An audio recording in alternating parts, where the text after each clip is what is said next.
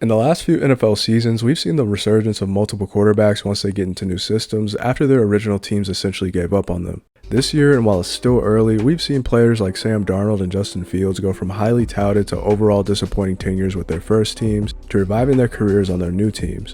We've also seen players like Baker Mayfield find homes as franchise quarterbacks after becoming journeyman backups and rising from the ashes in their new environments. These recent quarterbacks aren't the first to have career arcs like this, as we've seen multiple MVPs, Hall of Famers, and Pro Bowlers in the history of the NFL go through the same trials and tribulations.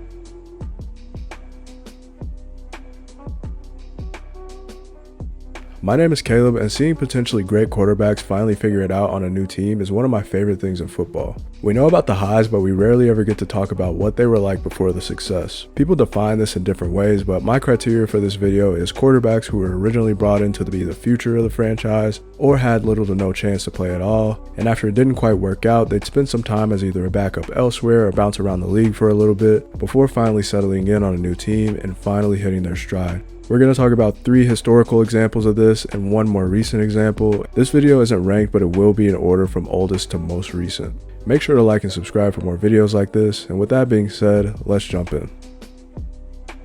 Patrick Mahomes became one of the best quarterbacks of all time pretty quickly, and by default the greatest quarterback in Chiefs franchise history. But before Mahomes held that title, it was almost unanimously held by Lyn Dawson. Not only is he one of the greatest quarterbacks ever, but he was also one of the most defining players of his era. I mean, this picture of him smoking a cigarette at halftime of a game can just give you an idea of what pro football was like in the 60s and 70s, and Lyn Dawson became one of the greatest winners in pro football history, but his time before joining the Chiefs franchise is one that a lot of people don't really talk about. Dawson played pro football for 19 years, and his first 5 before joining the Chiefs franchise were spent between the Steelers and Browns. Pittsburgh Steeler Lyn Dawson doesn't even sound right, but after being picked 5th overall in the 1957 draft out of Purdue, Dawson would don the black and yellow for his first 3 seasons. What's crazy is the 5th pick in this draft was actually decided on a coin toss, as both Cleveland and Pittsburgh were wanting to draft Dawson, and as you know, the Steelers ended up with Dawson and the Browns had to settle for the next best pick, which ended up being Jim Brown, and obviously that ended up working out pretty well for them. But he would only really ever see garbage time in his tenure with the Steelers, mostly backing up Bobby Lane, only starting 1 game in 3 seasons. And even though he played well in exhibition games, he'd rarely ever see the field because Buddy Parker, the Steelers coach at the time, preferred more experienced quarterback play and never played any rookies. His Steelers tenure would come to an end in 1959, and he'd be traded to the Browns in 1960. In another uneventful tenure, Dawson would only spend 2 seasons in Cleveland, where he saw even less time on the field. He'd back up Milt Plum for 2 years, where he'd only attempt a measly 28 passes and throw for a single touchdown. In 1961, the Browns would cut Dawson, paving the way for him to join the AFL's Dallas Texans, who at the time were being coached by Hank Stram, one of Dawson's coaches at Purdue. In a familiar system and new environment, Dawson finally got his chance to start, and the rest is history. In his 6th year as a pro and first as a starter, Dawson would break out and win the AFL's MVP and lead the Texans to their first championship in franchise history. In the 1962 season, the team would move to Kansas City to become the Chiefs, where Dawson would settle into his nickname Lenny the Cool. As one of the earliest mobile quarterbacks, he was also one of the game's most prolific passers, ending his career as the Chiefs' all-time leader in every quarterback stat. Before he rejoined the NFL through the merger, Dawson would be named an AFL All-Star 6 times and lead the Chiefs franchise to 3 AFL championships. And in the Super Bowl era, Dawson helped Kansas City secure its first ever Super Bowl in Super Bowl IV, where he won MVP of the game. Whenever you think of quarterbacks in the 60s, it's always Bart Starr, Joe Namath, or Johnny Unitas, but Lyn Dawson, going from highly touted pick to career backup to one of the best quarterbacks ever, also deserves its respect. Out of B, Leonard, you're a champ! Nice going, Leonard. Out of everyone's journey to stardom story we'll tell today, Steve Young is without a doubt the best player in this video. His unlikely rise from backup to Joe Montana to Hall of Famer is probably one of the most recognizable in football, but after having an all-time quarterback tenure at BYU, he'd spent 2 disaster-filled years in the USFL playing for the Los Angeles Express. For Steve Young, we all know his passing excellence, but this young man can run with the football as well. He tossed for over 300 yards last week against Chicago, but look at this. He scores on this run. He ran for 120 yards last week against the blitz as well. Steve Young in the LA Express. Young actually followed the money before even getting drafted into the NFL and received a 10-year, $40 million contract to play in the USFL, but had to take in an annuity over 40 years because the team had no stability and was essentially broke. He'd have a mediocre 2 seasons in the league before finally leaving for the NFL after buying out his contract. At the time, the Tampa Bay Buccaneers were kind of infamous for being one of the worst franchises in all of sports, and when they brought in Steve Young to be their next starting quarterback in 1986, they really had nothing to lose. They had lost at least 10 games the 2 seasons before they signed him, and when Young finally brought his talents to the NFL, he was looking to be the Bucs franchise savior, until people realized he wasn't. Young said that he was running for his life every Sunday due to the lack of talent surrounding him, and that it was really a low point in his career. In 19 games as a starter in 2 seasons, the team would only win 3 games with him under center to go along with a nasty 11-21 touchdown to interception ratio. In 4 years as a pro, he had now played in 2 different leagues, one of his teams going bankrupt, and the other just being plain bad, and his play on the field didn't make it much better. The Bucs would see Young as a bust and draft Vinny Testaverde first overall in the 1987 draft, ending his tenure in Tampa. But after being traded to San Francisco to back up Joe Montana, Young would spend his first few years in the Bay to study one of the best, to eventually be one of the best. Despite his backup role initially, Young would see a decent amount of playing time whenever Montana was unable to play due to injury. In his first 5 seasons with the Niners, he started 20 games in relief of Montana, but once Montana sat out the 92 season, people were finally able to see Steve Young fully unleashed. His 1992 season saw him win his first of 2 MVPs and establish himself as a starter for the rest of the decade. Montana would be traded to Kansas City in 1993, and it officially became Steve Young's team. In 8 years as the team's starter, Young would put together his Hall of Fame resume, winning 2 MVPs, going All-Pro 6 times and a 7-time Pro Bowler, and a Super Bowl MVP on top of the other 2 Super Bowls he won as Montana's backup. As one of the best dual-threat quarterbacks in league history, he'd end his career 3rd all-time in rushing yards by a quarterback, while also leading the league 6 times in completion percentage throughout his career. While it took almost 9 seasons for him to get the perfect opportunity, Young's time before his Hall of Fame career is easily one of the most interesting out of any top prospect who was initially seen as a bust. Unlike the other entries in this video, Rich Gannon wasn't a first-round pick, wasn't expected to become a franchise quarterback, and was even approached to change positions upon entering the league out of Delaware. The 1987 4th-round pick stuck with it at quarterback, but it meant that he would rarely, if ever, see the field. And when he did, he was very average at best. So how did this guy eventually become one of the most unlikely MVPs in NFL history? He started his career as a backup on some very good Vikings teams of the late 80s, and after only ever receiving playing time due to injury in the early 1990 and 91 seasons, he wouldn't officially be named the team's QB1 until 1992. In his first real chance to lead the team, he was solid but would eventually suffer a knee injury late in the season, affecting his play once he came back. The team would eventually demote him back to his former backup quarterback role and trade him to Washington in 1993, where he played behind former MVP Mark Rypien. He would get a shot due to Mark Rypien's own bad play at the time, but after starting 4 games and a 3 touchdown to 7 pick ratio, he was benched again, and his short tenure in Washington would come to an end after only 1 season.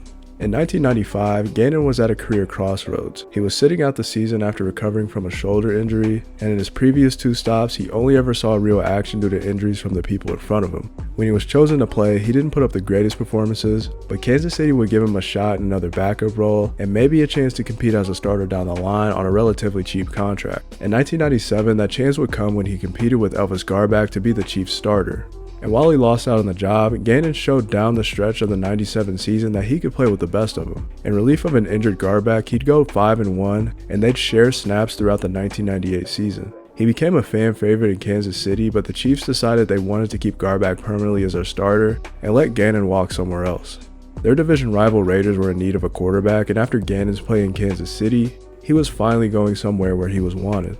In 1999, Gannon was now 34 years old and mostly a career backup. It's not common for career backups to go somewhere else to be the starter, but Gannon's first season in Oakland was unusual, but for the first time in his career, it'd be a good unusual. He'd make his first Pro Bowl after a career-high 3,800 yards and 24 touchdowns, and would continue to excel in John Gruden's offense in the coming seasons. He'd make the Pro Bowl again in 2000 and 2001, including a first-team All-Pro nod after leading the Raiders to an 11-5 record in an AFC Championship game appearance. But at the age of 37 in 2002, Gannon would turn in the best campaign of his career, win league MVP, after a 4,600-yard passing season where he ended the year with a 97.3 quarterback rating. While Gannon would have a sharp decline after the Super Bowl mostly due to injury, 4th-round pick to career backup to MVP at 37 years old is a hell of a career and one of the better examples of how it's never too late. As mentioned in the intro, there have been a handful of recent quarterbacks who have had career resurgences, and Gino Smith is at the top of that list. For Gino coming out of West Virginia with those electric offensive performances with Tavon Austin, everybody thought he was going to be a star. After Mark Sanchez wasn't the long-term answer, the Jets would take a swing at the former Mountaineer quarterback in the second round in 2013 in hopes that he could bring the franchise out of the dumps and into glory. With Gino being the most recent player in this video and the only current player I'm featuring to have a late career resurgence, people my age and younger got to witness in real time how bad his Jets tenure was and how those teams clearly weren't built for success. It got pretty ugly. In New York, there were flashes of what he could be, but he just threw entirely too many picks.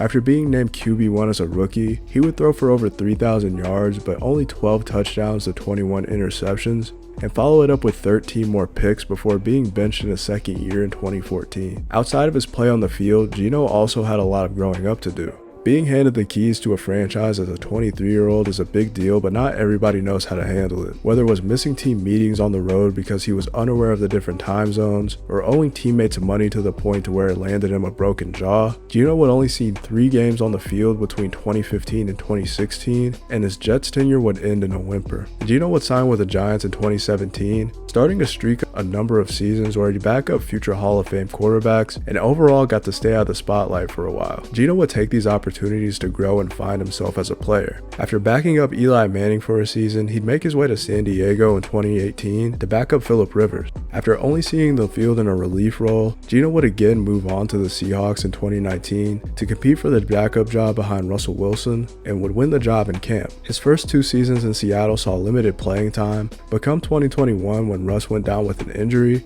little did Seahawks fans know that they were witnessing their future long-term starter get his first real game reps with the team. Gino had become one of the best backup quarterbacks in the league and a fan favorite in Seattle, so once Wilson was traded to the Broncos in the 22 offseason, it was Smith's starting spot to lose in camp. He had been there for 3 seasons at that point, knew the offense, and had really grown as a professional. Smith would win the starting job and be named QB1 on opening day for the first time in 8 years.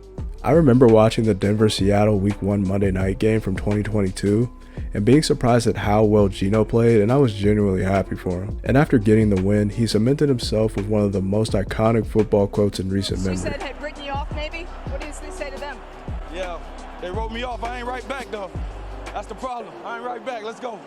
Gino would take the momentum from that game and put together a Comeback Player of the Year campaign and was named to his first Pro Bowl at the age of 32, throwing for over 4,200 yards and 30 touchdowns. He'd continue his play into 2023 and be named to his second Pro Bowl after signing a 3-year, $75 million extension in the offseason. It's tough being brought in to be the savior of a franchise in one of sports' biggest markets, and I think the fact that Gino took his pitfalls in stride, embraced the backup role, and grew as a player, and then was ready when he got another real opportunity, says a lot about him and his growth. I hope we never stop seeing quarterback redemption arcs in the NFL because it's inevitable that a lot of prospects will fail, but it doesn't mean that they should give up. Sometimes all a player needs is a change of scenery, a new system, or just some time to mature and grow up. Seeing it with some of the historical examples in this video, along with more recent players like Gino Smith, if the potential and the tools are there, it's never really over until it's actually over. But I hope you enjoyed this one, and let me know your favorite quarterback redemption arcs in the comments. My name is Caleb. If you want to support the channel, please like and subscribe, and I'll catch you on the next one.